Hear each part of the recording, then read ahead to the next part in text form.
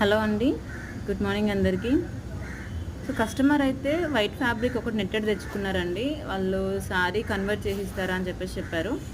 So మేమైతే ఇలా చేసాం చూడండి. ఒకసారి ఓవర్ లుక్ అయితే చూడండి, డీటెయిల్స్ చెప్తాను నేను.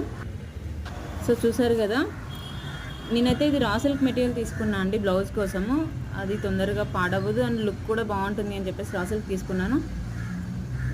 నెట్టెడ్లో వచ్చిన లీఫ్ టైప్ తీసుకొని బ్లౌజ్కి ఇలా కట్ వర్క్, టోటల్గా కట్ వర్క్ ఇచ్చేసా.